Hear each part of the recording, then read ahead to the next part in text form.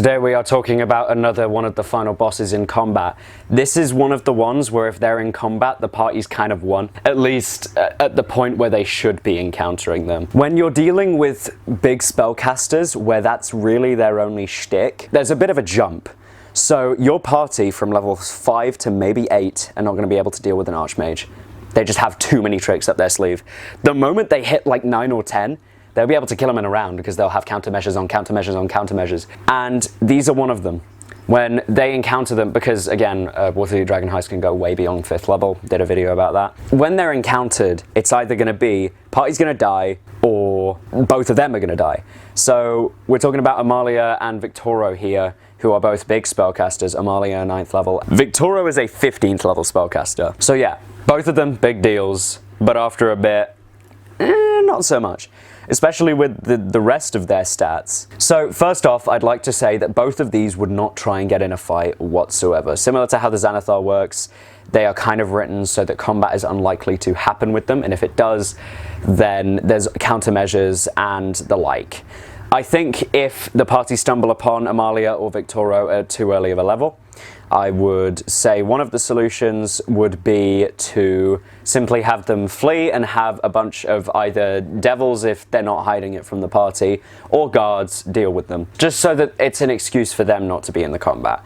I think that Amalia's spell list means that at level maybe 4, if it's just her and some guards maybe, the party could fight her. She's only CR 5. Granted, she has Fireball and Haste, which are big fucker overs, but she can only do those so many times, and Confusion. Other than that, she's pretty, she's a 9th level spellcaster, but she doesn't have that many amazing spells. Like Hold Monster, I guess, and Hold Person are good. Invisibility can be used in a pinch to get out of it. Yeah, so I will say from experience, I have actually run Amalia in combat before. When the party had raided the mansion, they walked into, so they went through like the back wall into the large main area with all of the crows and ravens that are actually imps, and not long after they like walked into a room. I think the bard and the wizard walked in, both of them in like, I don't know if they were both in disguises, but they were both pretending to be like business people and like distract her while the rest of the group was walking around, and it didn't really work because she's quite insightful, but they held her in there for long enough where the party could start doing their own thing. And after a while, a fight broke out, and the wizard and the bard were in a room with her, and there were some guards all around them, and some had gone outside. So it was mainly a battle with guards, and then Amalia was there. On their side of the party, there was also Ramalia Haventree, the Harper woman, who had kind of given them the tip off that the Cassalanters were a bit sketchy after they wanted to look around for a bit. And yeah, Amalia died in it. They were level 4 to my memory, maybe 3, probably 3, because she dropped a couple fireballs. She dropped 2 fireballs. People almost died in that encounter. It was very dire, and they only really managed to take her out and a guard. I'm not even sure if they took her out. Maybe it was just a guard, but they were forced to flee. That was kind of the thing. They had to flee, and they escaped, and they got hounded by the Cassalanters for a bit before they eventually left. So yeah, Amalia was kind of easy to deal with. She got very low on health, at least maybe she died, because she has a no con modifier and only 10d8 hit dice, so 45 hit points. Granted, she has the Stone Skin spell, which should be casted before combat.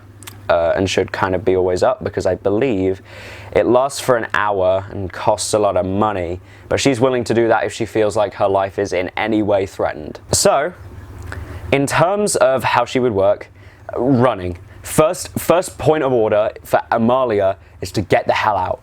She can do that in a multitude of ways. She can cast invisibility and run. Players normally never take C invisibility, so that's a pretty good strategy. She could perhaps try and cast Confusion and use that spell to try and escape, because they have to deal with each other. She could cast Haste on herself and use the hasted action to dash and get 120 feet out of there, etc, etc. There's plenty of fail-safes for her running, which I think is good, but there's not Misty Step, which is also good, because I got in a thing of having most of my enemies have Dimension Door and Misty Step, and my party hated it, so I stopped doing that. Her only action presented in the stat block is a Quarterstaff. Don't use it at all.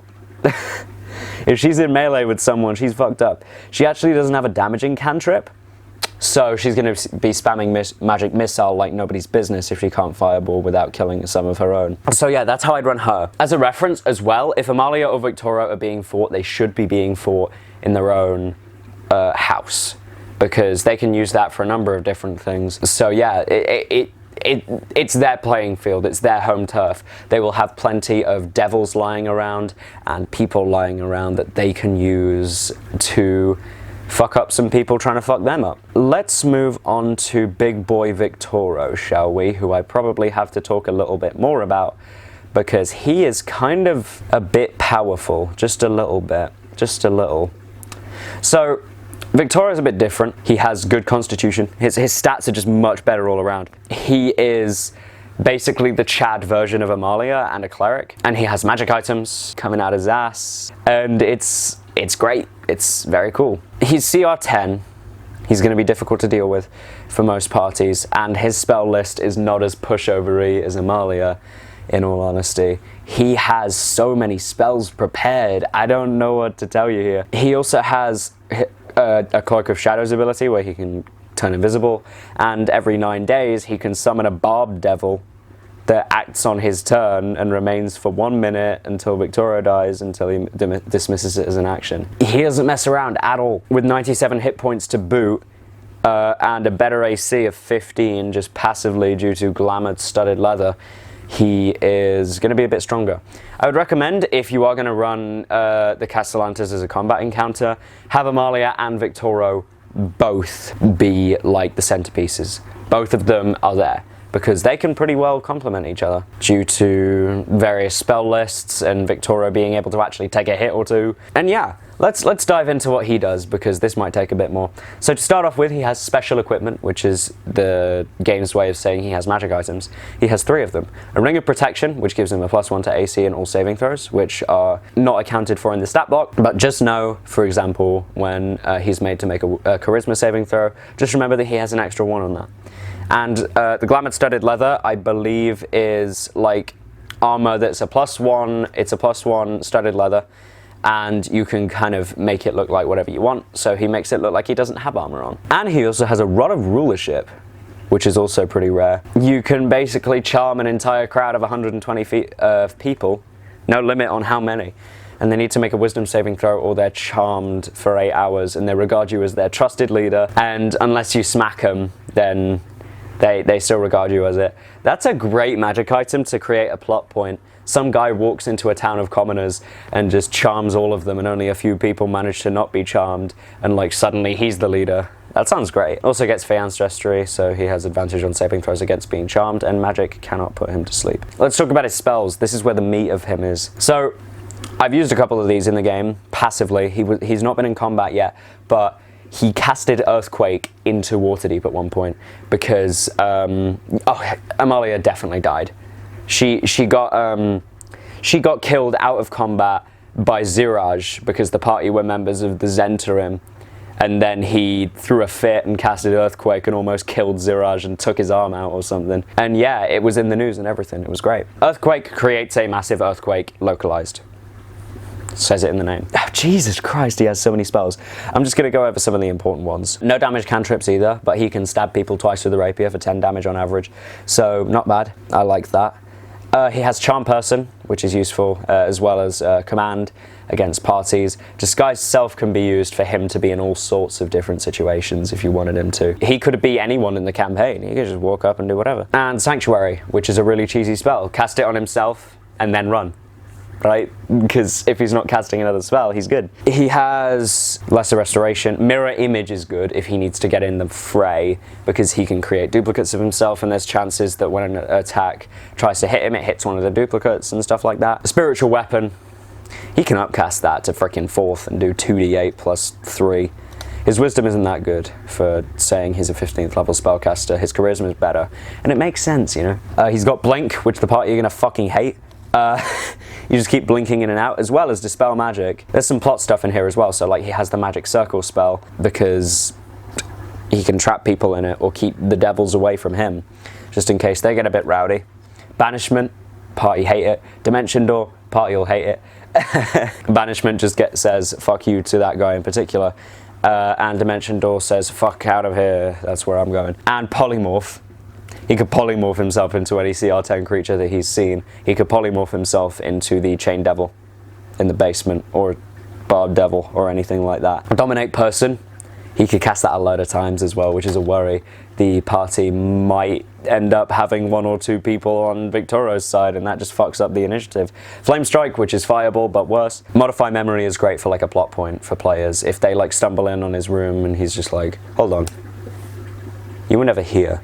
What you saw in this room was a nice lush library. Now when you leave, you will have only seen that. There is nothing important in this room. You checked it from top to bottom. Bye-bye. And then they're like, oh, okay, Mr. Victoro, and then they leave. There's also Insect Plague, which is a big, big fuck you. It's a fog cloud that does a buttload of damage, and you can move it, I think. Heal, 70 hit points. Bat. And finally, a very good one, Divine Word here, which is 30 feet around you. Choose any number of creatures, they all need to make charisma saves, and depending on their current hit points, something different happens. So at 50 hit points or fewer, they're deafened for a minute. 40 hit points or fewer, deafened and blinded for 10 minutes. 30 hit points or fewer, blinded, deafened, and stunned for 1 hour. And 20 hit points or fewer, killed instantly. This is like baby power word kill, basically. It's great, but it can hit multiple people, so it's even more scary. Victoro means business, and I think by now, after me saying this, I think you can kind of understand how, like, even a level 5 party, if they don't roll good initiative and he gets some good spells off, they're fucked.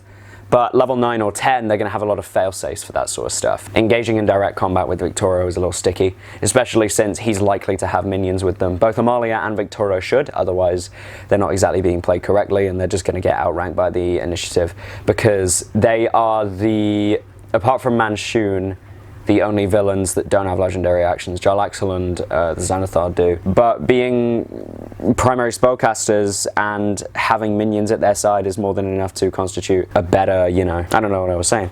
In any case, thank you for watching. I'm not sure how consistent I'll be with this like 4-part series of running each of the final bosses in an encounter, because I might get different sorts of requests that I want to follow up on. This was actually requested, so this is the reason I'm doing this one first. And also because I have a hunch that my DM for Dragon Heist at this point is using the Cassalanters. Because we had a party member who really likes to hunt demons and devils and undead and stuff, so I mean, you gotta.